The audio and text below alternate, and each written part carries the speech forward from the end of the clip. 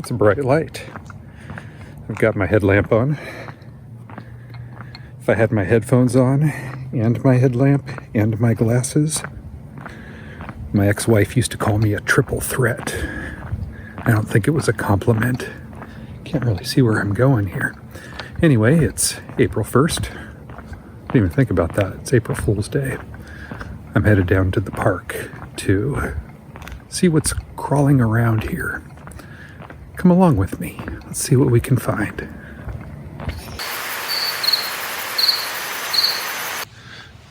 Gonna see a lot of these out here tonight. The slug. It's really got itself compressed there. Tylobolus millipede. Really nice sized specimen. They will secrete toxins if you pick them up sometimes, and might be a little bit of discoloration there at the tip of my finger.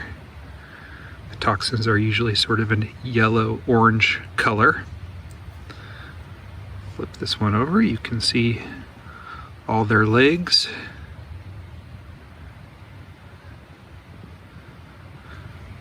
Probably see quite a few of these tonight.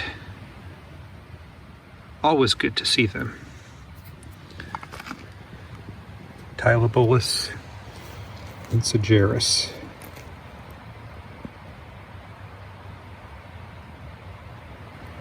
Unlike centipedes, they're 2 legs on each side of each segment. Centipedes have just 1.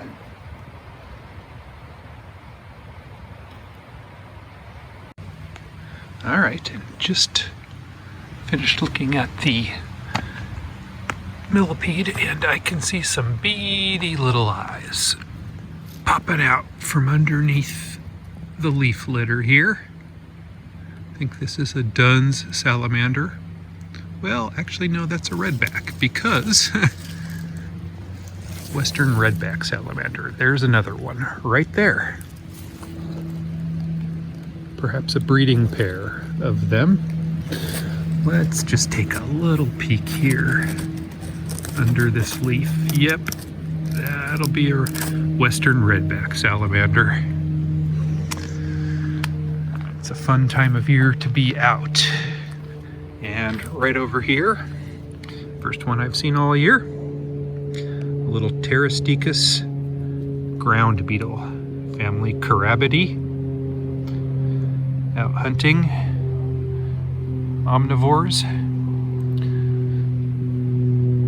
A lot of times people will walk down this path here and step on slugs and snails and things like that. And these beetles, they'll just come out and feed on them. Well, here's another little teeny tiny salamander. You can see it's not too much larger than this rather small ground beetle over here. And just look at all those beautiful colors on it.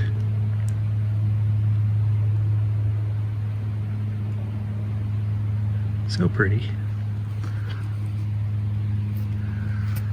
I don't do anything with amphibians or reptiles, but I am very, very happy to see them while I'm taking my nature walks out here. If you look closely, you can see that their eyes often reflect sort of sapphire quality, beautiful blue reflective light. And I don't even have to turn the camera off. Most of the time it's just one bug after another. I actually have to be careful where I step. Look at this little guy.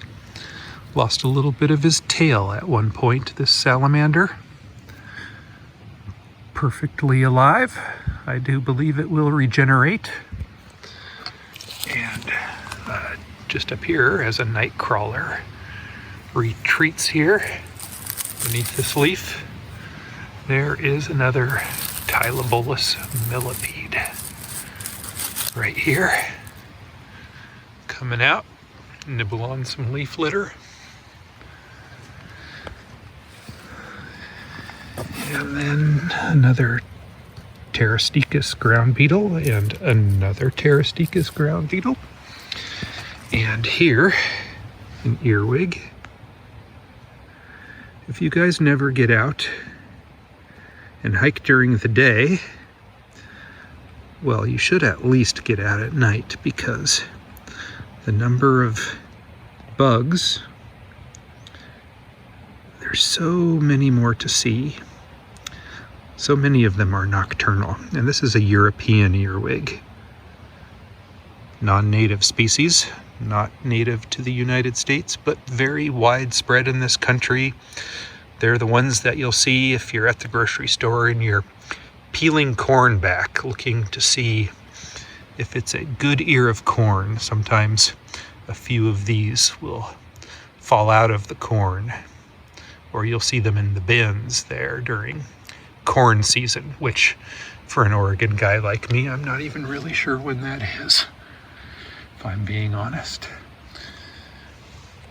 Let's walk on down the path. I can see something large again over here, and I say large in the scale of living things on the planet. This is actually a rather large organism, this beetle here. Most things are teeny, teeny, teeny, tiny, like this globular springtail right here. Springtail, because they spring. Another Pterosticus. This here is the hole of a folding trapdoor spider. Perhaps if we get the light just right, we can see it peeking out at us. I'll play another little game here. We'll tease it out, perhaps. Doesn't always work, but when it does, it's quite fun. You can see that they're called folding door trapdoor spiders because they will pull the edges of their burrow closed like this, concealing them. And our spider seems a little bit wiser than we are. I can just barely see it down there, but I don't suppose you'll be able to. Here at the base of this maple tree, being careful where I'm stepping, it's just really neat to see the millipedes coming out from whatever recesses they hide in during the day, watching them, observing them here in their natural habitat, doing natural millipede things.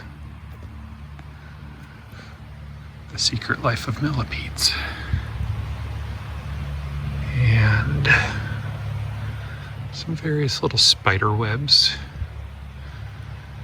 tangled in and out of the base of the tree here too. You can see right there a spider, a sheet web spider. Lichens. Lichenidae is the family.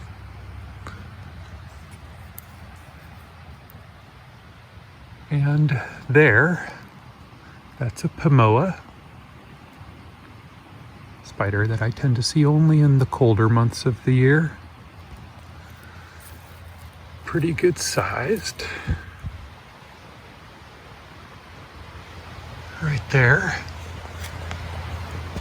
I believe, if I could get the angle right and in focus, that's a male Lichenidae, a male sheet web spider counterpart. Oh, and there's a female right there.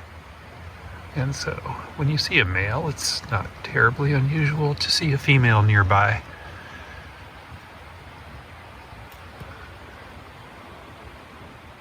The moss growing epiphytically on the trees around here, and lichens too.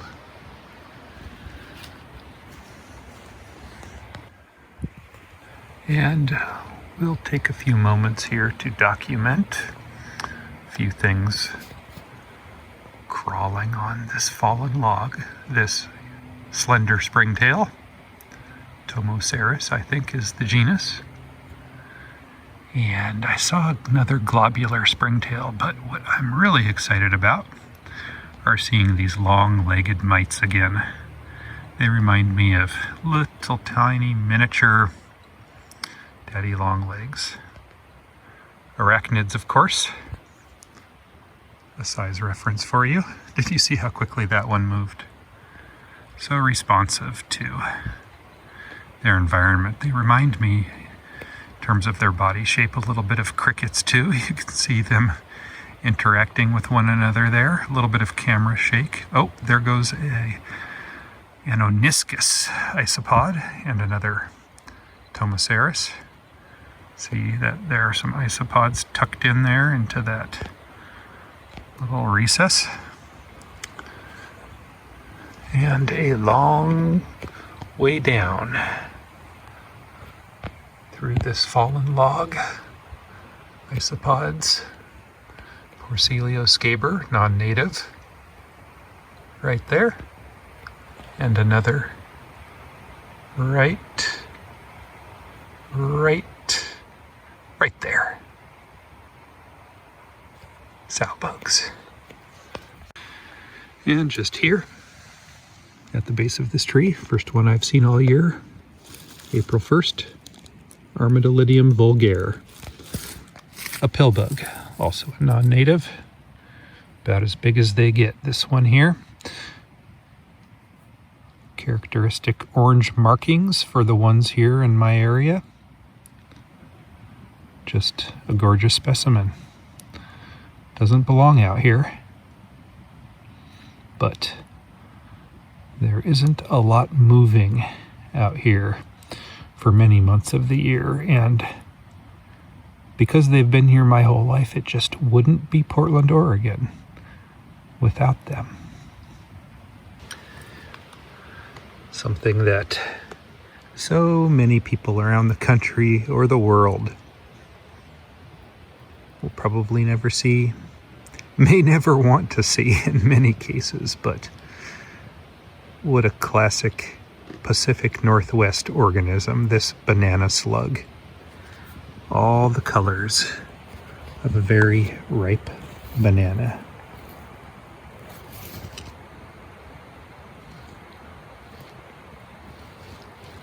Just gliding effortlessly over the dry ground, often trailing behind them, not a slimy trail, but some debris stuck to the tips of their bodies. They just kind of drag it along.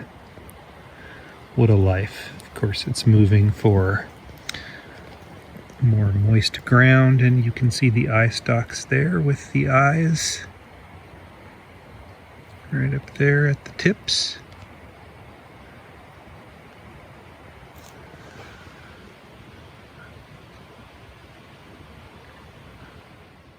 Hey, if you like me, give me one of those thumbs up, and please subscribe and hit the little bell so you know when I post next. Please share me with your friends on social media. Thank you for watching.